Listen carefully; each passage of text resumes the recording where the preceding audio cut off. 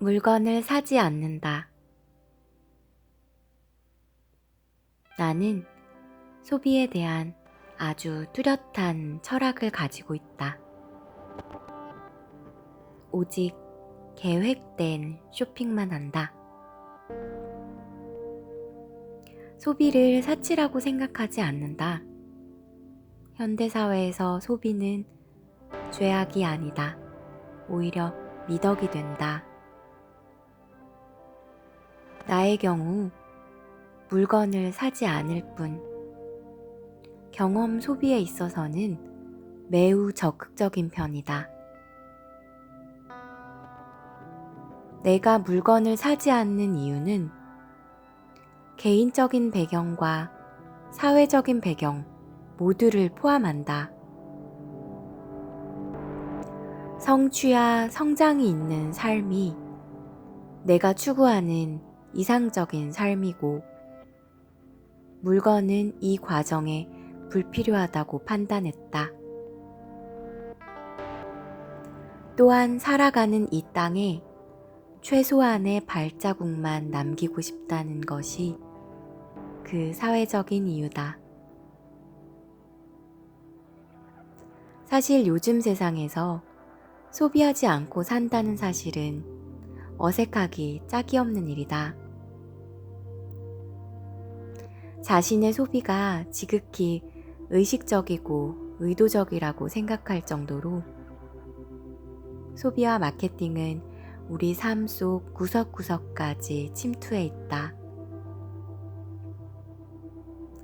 세상은 아무것도 사지 않는 내게 정말 아무것도 안 살 거야? 라고 오늘도 속삭인다. 외출을 하고 집에 돌아오면 항상 두 손 가득 무언가가 들려있고, 텔레비전을 보면서 나도 모르게 홈쇼핑에서 판매하는 저 물건을 주문하고, 인터넷을 켜면 자연스럽게 즐겨찾기 해놓은 쇼핑몰을 전전하며 이 옷과 저 가방들을 사모은다. 그리고 이러한 행동에 그 누구도 의심을 품지 않는다. 늘상 하던 일이고, 또 필요에 의한 구매는 지극히 자연스럽고 합리적인 선택이기 때문이다. 과거에 친구들을 만나 밥을 먹고 차를 마시면 톰과 의뢰처럼 시내 구경을 했다. 먹은 음식 소화도 시킬 겸 아이 쇼핑은 우리의 만남 속 코스처럼 정해져 있었다. 그리고 무언가를 반드시 사야 한다는 생각을 은연중에 버릇처럼 드러냈다. 그냥 집에 가기 아깝다. 뭐든 오늘 꼭 하나 건지고 간다. 결국 아무것도 못 샀다. 하지만 이대로 집에 갈 수는 없다. 다시 말해, 필요해서 사는 게 아니라 사야 해서 필요를 만드는 격이었다. 물론 나 또한 이 같은 사실에 의구심을 품지 않았다. 여행을 가면 무엇이든 사야 한다는 무언의 압박감에 사로잡혀 마지막 날 부랴부랴 발품을 팔며 물건을 사재꼈다. 하지만 언젠가부터 왜 어딘가로 간다는 사실이 반드시 소비를 동반해야 하는지에 대한 의문이 들었다. 아마 물건을 줄이고 공간을 비우면서부터인 것 같다. 가진 물건들을 처분하면서 그간 느껴보지 못한 가벼움을 경험했다. 그리고 바람이 잘 통하는 이 공간을 지켜내고 싶었다. 하지만 사람들은 대부분 집을 깨끗하고 아름답게 유지하는 데는 관심이 많지만 영구적으로 집안을 어떻게 뼛속까지 가꿀지에 대해 더 깊은 사고를 하지는 않는다. 소비를 자주 하면 할수록 공간을 가꾸기는 쉽지 않다. 대부분 이런 상황을 마주하면 사람들은 두 가지 선택을 한다. 집의 크기를 늘리든지 물건을 버리든지. 하지만 소비를 하지 않는다는 선택지는 고려 대상에 없다. 지금은 자연스럽지만 나 또한 소비하지 않는 자신이 아주 어색했다. 1년 정도 의식적으로 소비하지 않고 단련하다 보니 지금은 피부처럼 내 정체성이 되었다. 지금은 물건을 사지 않는다는 사실이 내게 자연스럽지만 여전히 이 사회에서는 주류가 아니다. 하지만 내가 눈치 볼 필요는 없다. 눈치 봐야 할 대상은 계획된 쇼핑만 하는 내가 아닌 사회적 조류에 휩쓸려 무언가를 사야만 스트레스를 보상받고 자신의 가치를 인정받을 수 있다는 잘못된 사고방식에 갇힌 주류 사회다. 내가 이렇게 고생해서 돈을 버는데 보상받을 쇼핑 정도는 할 수 있지 않은가? 라고 묻는다면 나는 그 고생을 더 영구적으로 보상할 수 있는 진실된 소비를 하라고 일깨우고 싶다.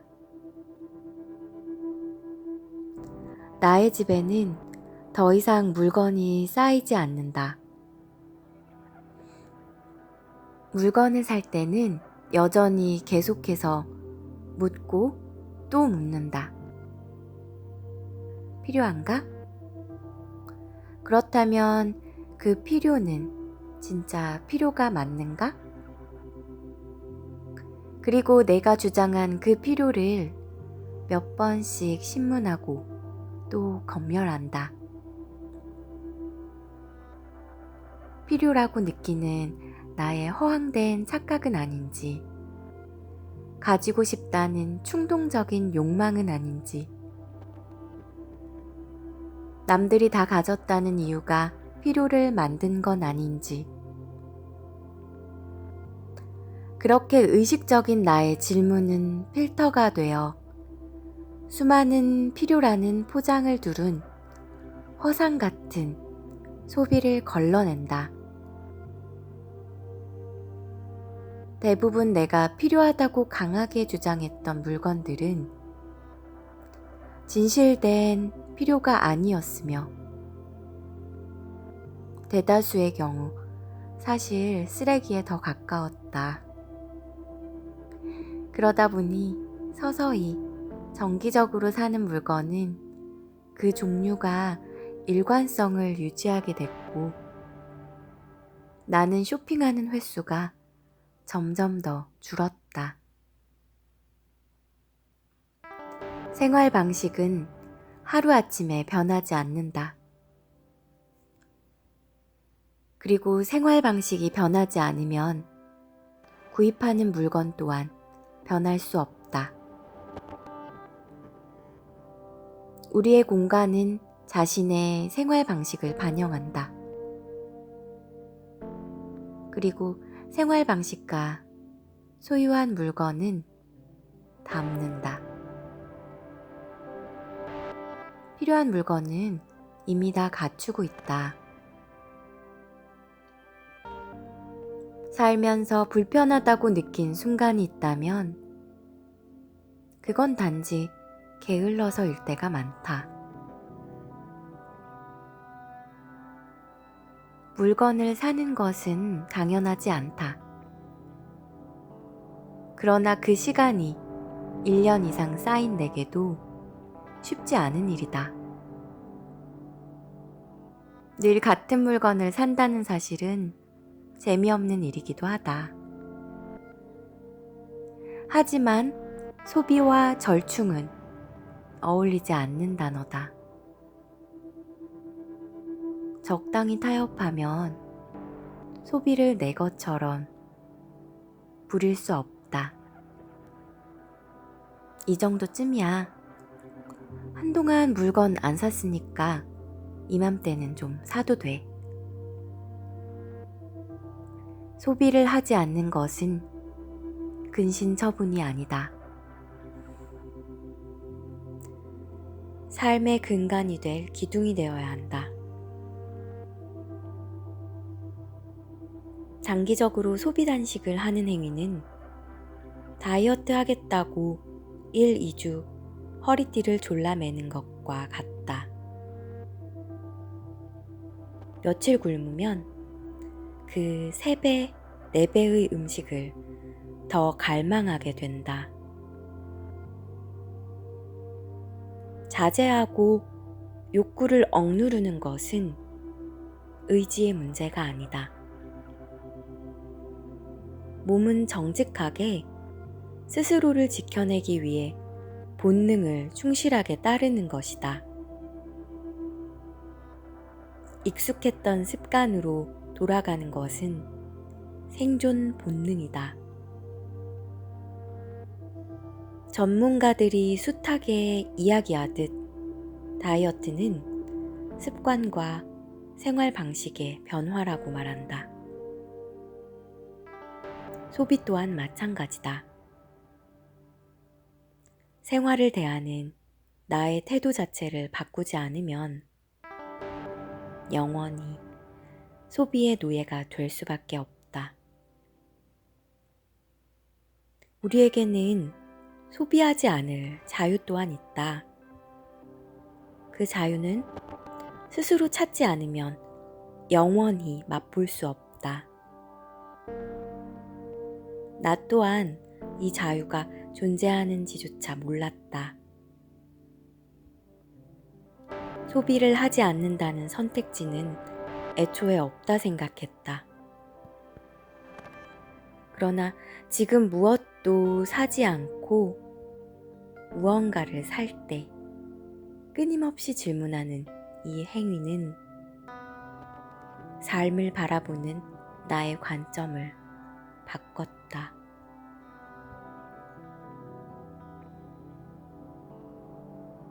지은이 진민영.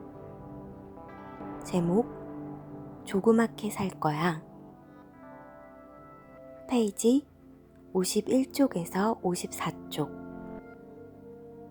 출판사 책 읽는 고양이 였습니다.